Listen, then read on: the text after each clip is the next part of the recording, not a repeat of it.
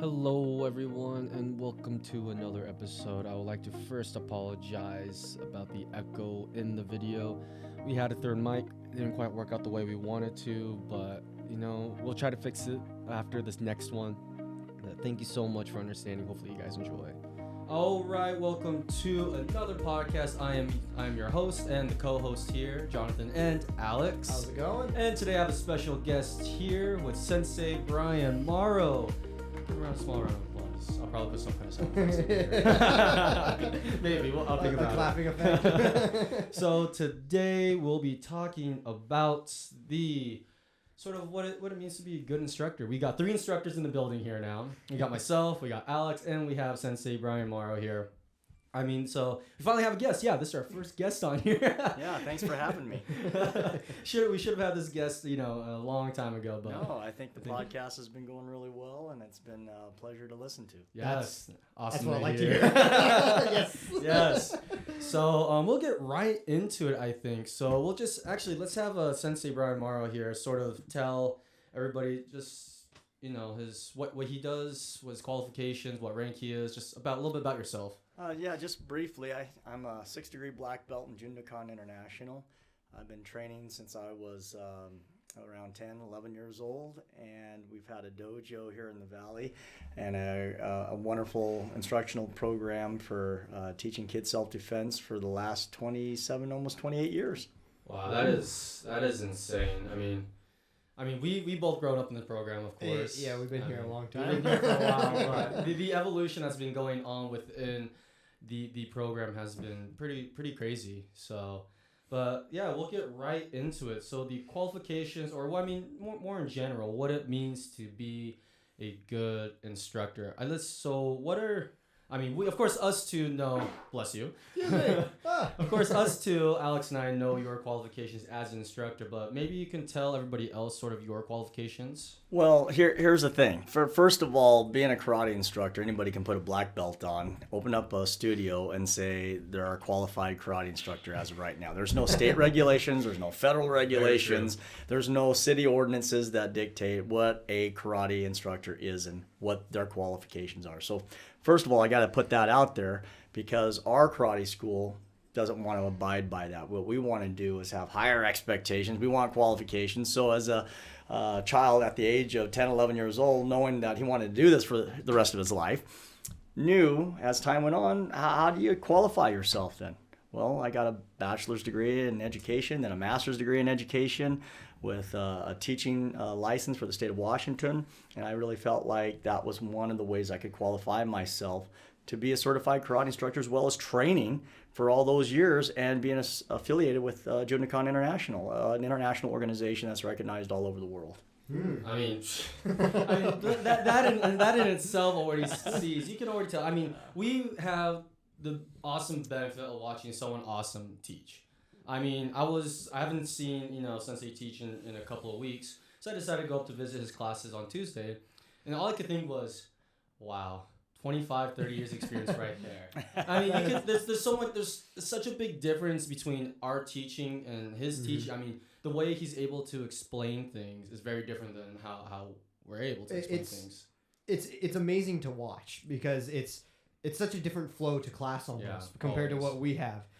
Sometimes it's choppy, sometimes we have to think. But the way he teaches classes is very flow-like. So in your opinion, we all have our opinions. Of course, not every opinion is right, but everybody has their own opinion and has a right to their opinion. It's just how it is. But what do you think will make what's the very first thing you always see into when someone is teaching a class and that makes them a good instructor? Well, I think that's a great question actually, because your guys' modesty is a little bit too modest right now. I think you guys have done a great job gravitating to the instructional expectations. And thank goodness for it, because the parents have complimented you guys both. And so for that, I should, note that. But what I think makes a great instructor, when I come out on the floor and I observe, is the connection and the rapport that the instructor has already established, not only with the karate students, but with the parents of the students. I think that's first and foremost. And you can see that as soon as you watch you guys teach on the floor and the kids are responding to you in a positive way. and I don't see the kids being drug into the dojo. They're coming in and dragging the parents behind them. That's a great sign.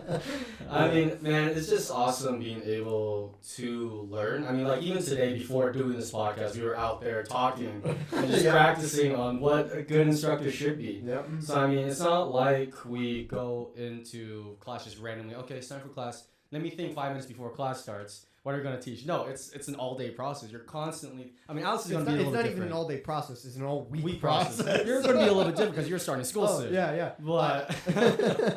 to be a school teacher, too, right? Yeah. You know, Perfect. I figured I love teaching, you know.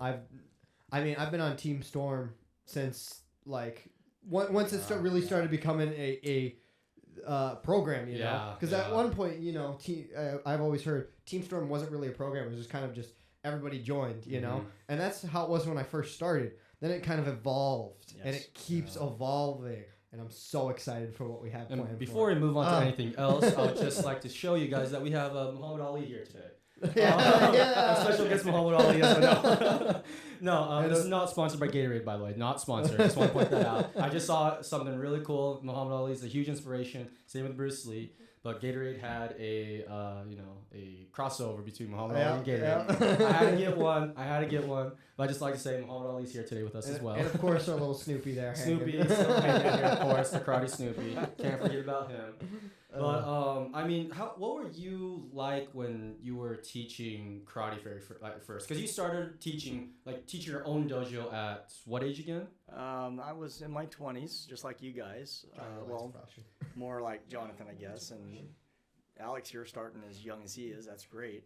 It was in 1994 that I really took over a karate program at the Boys and Girls Club in Lewiston.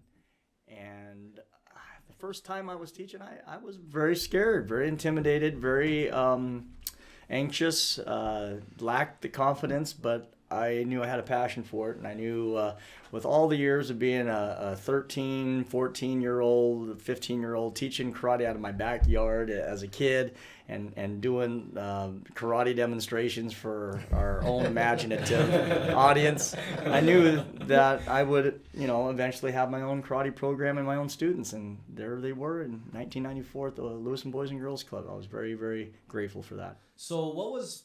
I know when we teach, I mean, we go through our hardships too. Like, crap, did we teach it the right way? Are we still teaching the correct way? Do we, tailor to that? When they were having a tough time, do we tailor ourselves to them? We're constantly thinking, of course. But how did you sort of attain those skills in a sense? Was it just trial and error? Was it because your degree in education and psychology, or? It was merging the experiences as a student growing up through the karate program and merging the educational background through college and realizing, wow, karate really needs to be taught not only traditionally but also in a way that meets the needs of the child development process. And so from there, it made me more motivated to take college classes. I wish that motivates me. I'm just saying, college, man, school is tough for me.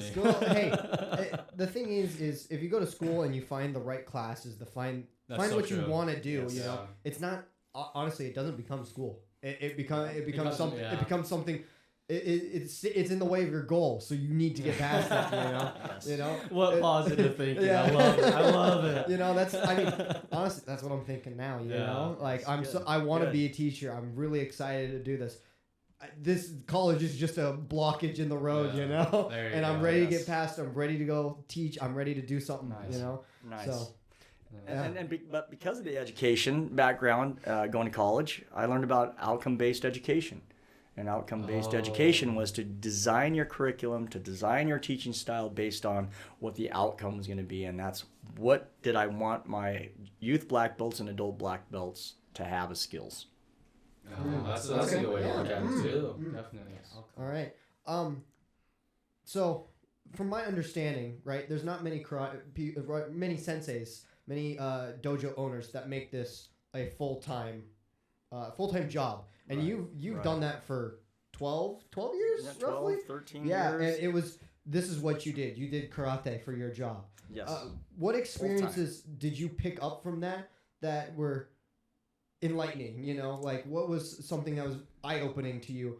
Oh, I'm doing this all the time. You know, I wish I would have known this when I first started. Oh, that's a great question, Alex. I think for the first part of that is in order to do it full time, you have to be able to pay your bills. Yes, of course. Yeah. And so you looked at, well, what are your costs and your expenses? And then you go, okay, how do I meet that? And then you raised the expectations for yourself as an instructor to make sure that the parents or the adult students that came and trained felt like they could support that financially because they were getting what they were paying for.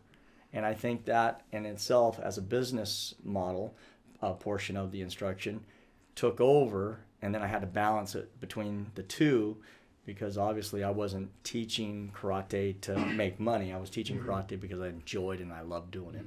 Yeah, and I mean, we always say this here, like, if karate, our karate school is also a business, you know? Yeah. It's not just a school, but it's also not just a business. Yeah, right. You know, you have to be able to offer up both. And I think what we've done at this dojo has been a fantastic example of that. I don't think there's a better place I could have learned that at. I agree, Alex. Yeah, absolutely. It's really cool to think. You know, there's a lot of aspects to think when it becomes karate because for some reason, I think you mentioned this a lot, is that a lot of counselors recommend karate for some reason.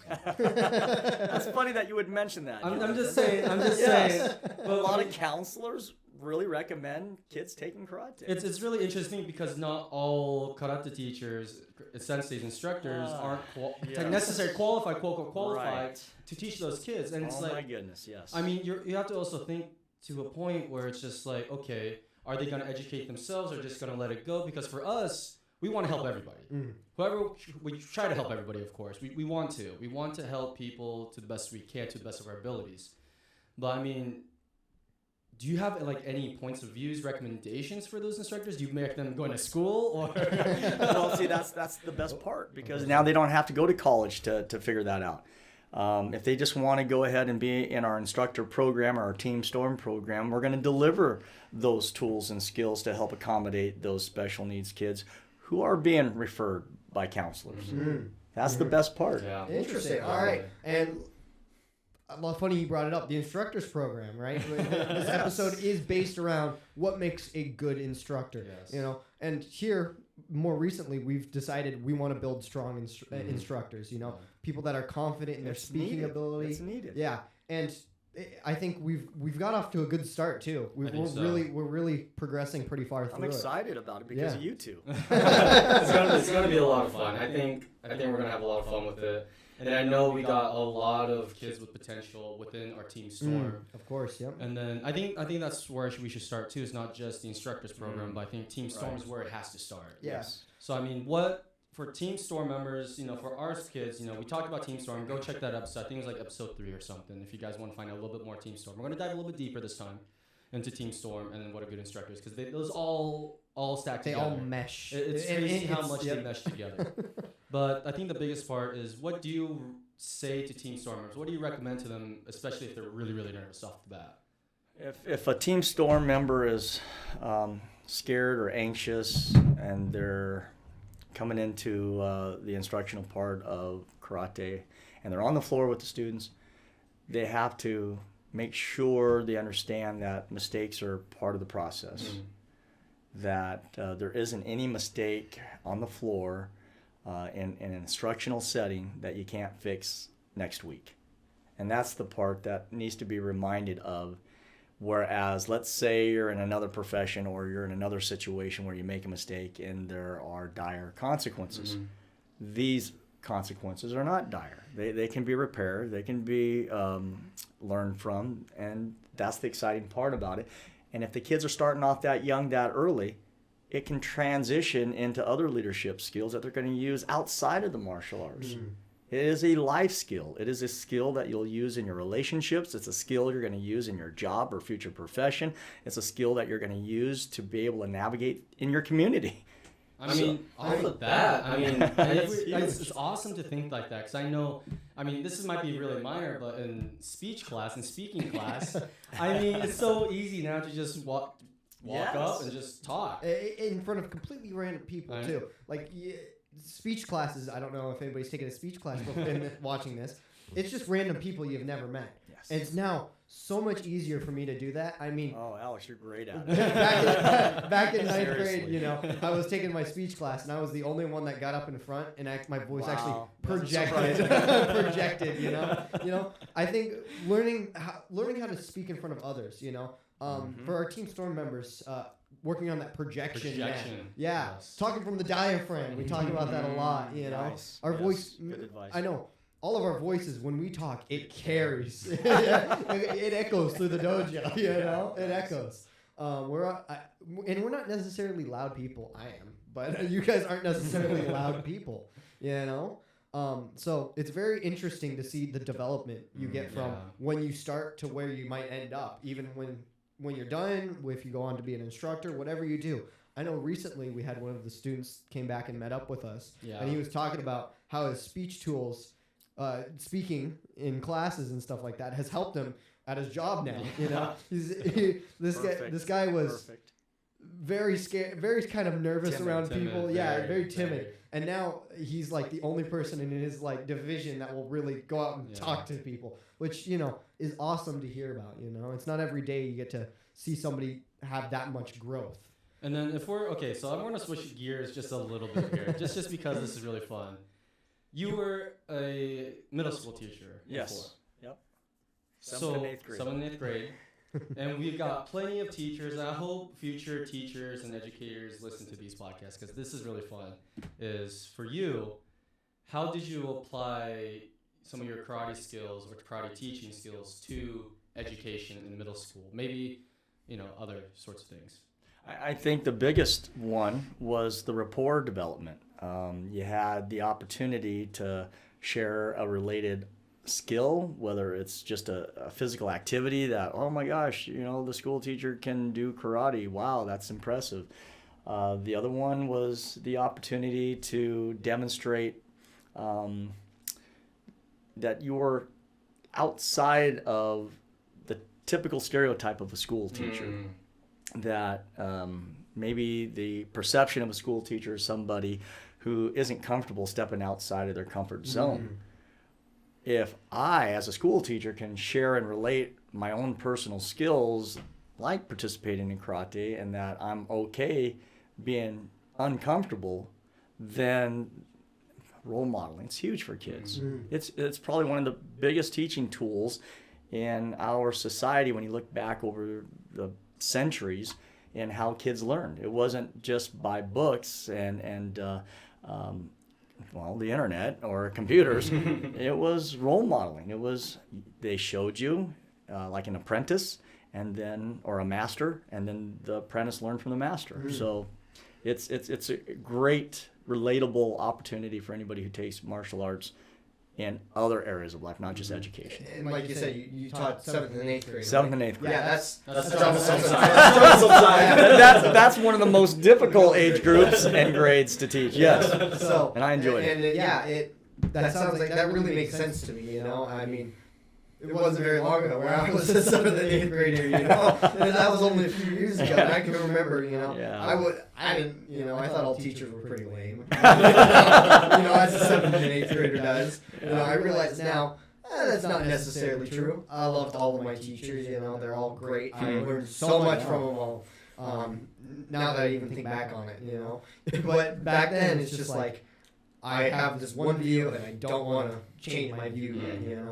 They're not quite grown into young adults and they're still kind of kids, but not really. They're in that weird age group. So I think that's the coolest thing when you think about it when it comes to just education in general is the fact that all the cool teachers were the ones you could have rapport with. Oh, yeah. I think that's all. Like they speak their opinion. They don't hold anything back.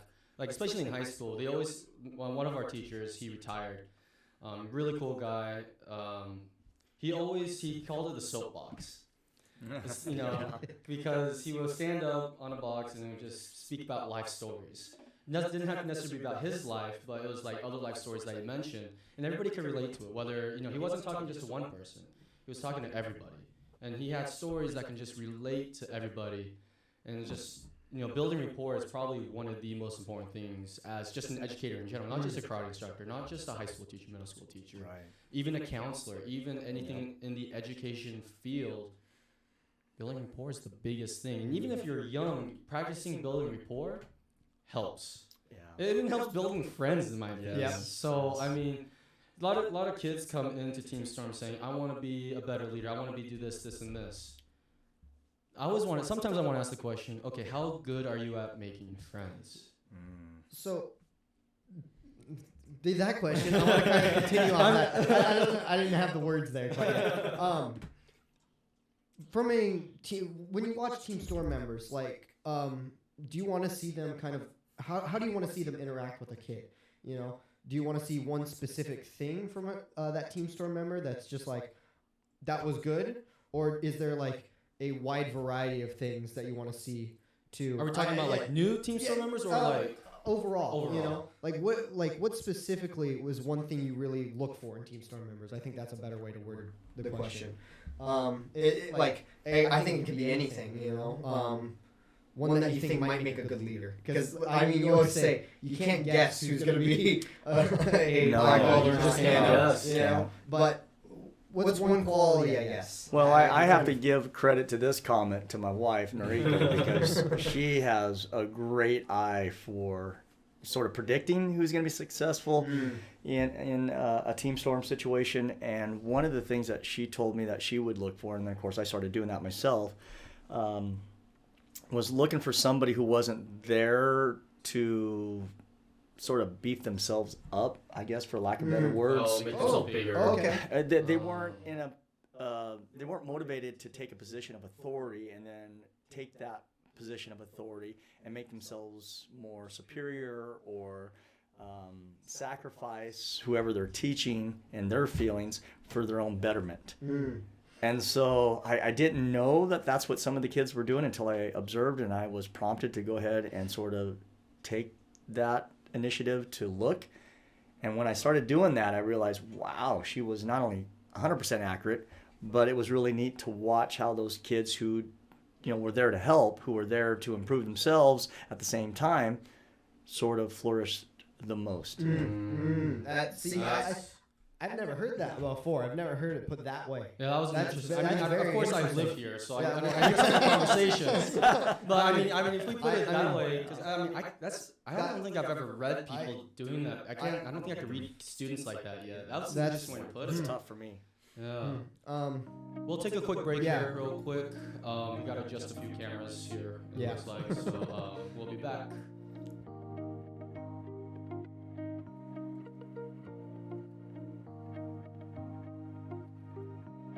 Welcome back. For you guys, it's not that much of a break. For us, it's a nice break. We get a chance to sort of think and other questions, see where the conversation flows to. But we had to adjust the main camera there just a little bit since he was getting cut out of frame just a tad bit. So we got to keep everybody in frame. Yes, right? Want to see everybody here. So I think the hardest part of being an instructor is keeping up with the knowledge. Keeping up with all the training. True, Jonathan. Trying to stay, ahead of everybody. I know I have sometimes tough time remembering things. I think everybody does because we talked about in past episodes. We have 6 to 8 years worth of content to learn. 6 to 8. And that doesn't even include that's only the traditional side. Exactly. Side. And I don't know. I think we have talked about that a little bit. I think what helps the most, I think Sensei can attest to this, is that since we're out there almost every day, we can practice. Yes. But the hardest part, I think, is going out and learning more. So for future educators, not just karate instructors, but educators. I know some teachers have to go to workshops, right, which makes sense. But besides forced workshops, because not all teachers want to go to workshops. But what do you recommend for future educators that sort of makes them or forces them or wants them to they want themselves to grow as an educator? Well, I think that epitomizes what our program does. Yeah. Our instructors are expected to continue learning. And just like any profession, whether it's counseling or school teaching, and again, as a certified counselor for the state of Washington and Idaho, I know what it's required to continue your education. karate instructors shouldn't have any less expectations. And so how do I, as a karate instructor, if I understood the question right, continue to grow and still learn? It's endless. It is endless. I look for other karate instructors to come here and I learn from them, or I go there to those instructors and learn from them there. And then bring it back to the studio, or now with you guys, we can have maybe finance your trips to go learn elsewhere, and then have you guys come back and teach everybody. But we don't stop learning in our program. It's a constant flow of new content, you know. Yes. We Or try just bringing things back in yeah. general. Yeah. It's hard enough. we keep trying to bring new stuff back, you know, and sometimes we get months and months of stuff teaching material, you know. Sometimes we'll get a few weeks of teaching material. Yep. It's really up to us how much information we take back. And then, you know, I think we were helping some younger belts get ready for the black belt test, for their youth black belt test. And then you were just mentioning, like, she was just thinking, wow, did I really learn this? Yeah. So I think it's a testament to sort of the program in general of how much knowledge we accumulate, how much knowledge we keep, and how much knowledge that we're able to modify and make it ours. I mean, it is insane to think that we have 6 to 8 years with knowledge just for self-defense, the traditional karate side. Can't forget about our kobudo side, our weapon side. We can't forget about our tournament side. Then we got a little bit of jiu-jitsu to mix in there. And then we also got, you know, tad bit of judo, tad bit of kendo that we do, just a little bit in there. It's in there. Yeah. So, I mean, it's just, it's amazing to think that if you have to go back to the same, of course, some things you have to review. That's guaranteed. You have to review it after a couple of weeks because you want the idea to get through. But if an instructor has to go through the same content for 3 weeks in a row, oh no, that's not good. I don't think that's a good idea. No, that isn't necessary, because we do a spiral curriculum. We go back and we teach new stuff, but we're also spiraling back to reinforce old stuff. But it's never the same thing 3 weeks in a row. Yeah. And that's where Team Storm comes in. Yeah. They come in and they help not only the other kids learn stuff and support what we're teaching as a group, but they're also getting that information reinforced. So that's another benefit of being on Team Storm, is that it makes it easier not to forget that, you know, old information. Yeah, and a continuation off of that, even though we might have 6 to 8 years of new content, like, not every class is filled with work. Exactly. You know? So I wanted you to kind of explain what got you to the point of, I probably shouldn't be doing work the entire class. That is a great question. Yeah. Where did you kind of figure out, like, I need to have some fun? I got a story for you. Yes, we get stories. Yes. It's Jonathan being a young kid. And after he was training for a while, I started bringing him to the dojo. And again, he started when he was 3 years old, very young. And after a while, he said, "Dad, I don't want to go anymore." You know, that would be nice if a young child could communicate that way and say, "Dad, I don't want to go anymore because of these reasons." And here's reason A, B, C. It was a full-out tantrum and kicking and screaming. And I was saying, "No, you don't have a choice. You're going to the dojo. You're going to learn." No, I'm going to. And just the tears. And again, we're talking, he's probably only 5, 6 years old, not very old. That's when I realized, the curriculum that we have here cannot just be work. It has to incorporate a lot of other things, because you want the student to be dragging the parent to karate class, not the other way around, because if it's the parent dragging the student to karate class, then the retention and the information that they're learning is probably not worth paying for. Yeah. Okay, yeah. That's definitely...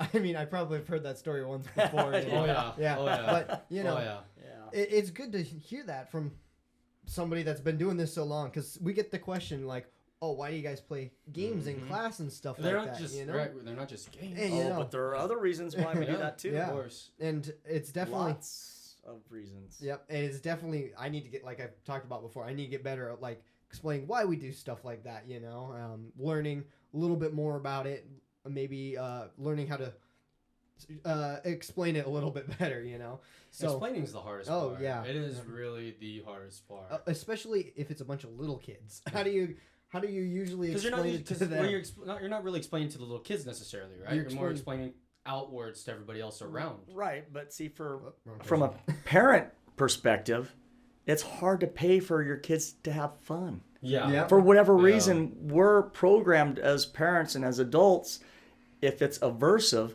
then it must be worth paying for?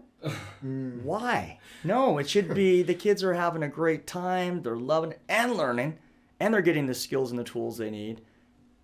Isn't that worth paying for even more?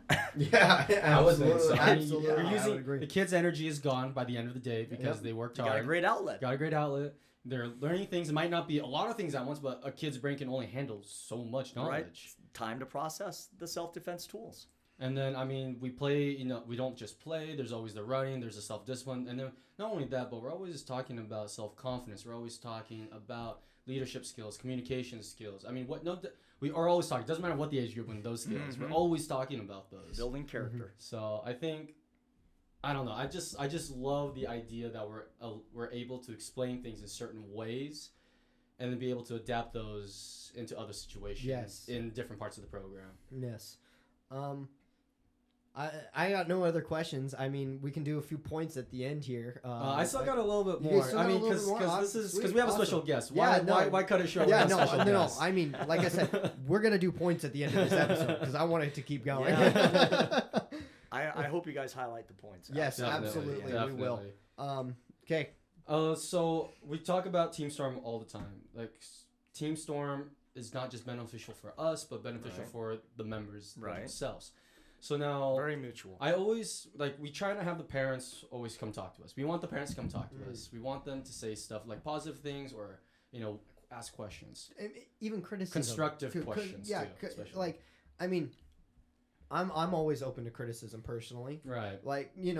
I feel like criticism makes us better. Mm-hmm. And from a parent, I feel like that's very valid. So if you have I have a question and why did you do it like that? Right. I would consider that criticism on me, because I didn't explain that well. That was my fault, So I want you to come ask me, why did you do this today? Why did you do it like that? So I don't know. Right. So as a Team Storm member, how would you build? Especially the young ones are gonna have a lot tougher time. 11 and under, 12 and under, they're gonna have a tough time. But the older kids, how would you have them sort of build the rapport with the parents, the Team Storm members, especially the older ones? Well, before I answer that question, Jonathan, I want to say something about Alex's comment. Okay.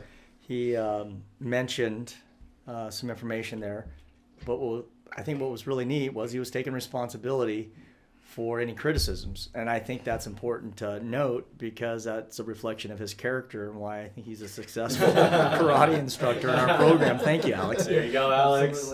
And so with Team Storm and how do they build rapport with parents? Well, number one, it's very intimidating to even talk to your own parent, let alone another adult, and then a strange adult or an adult you haven't met. I think what Team Storm needs to be guided in is being able to learn just how to introduce themselves to another adult. That's it. That's a good start. Once they build that opportunity and just getting comfortable introducing themselves, saying, hi, my name is, Brian, and I just want to thank you very much for letting me work with your child.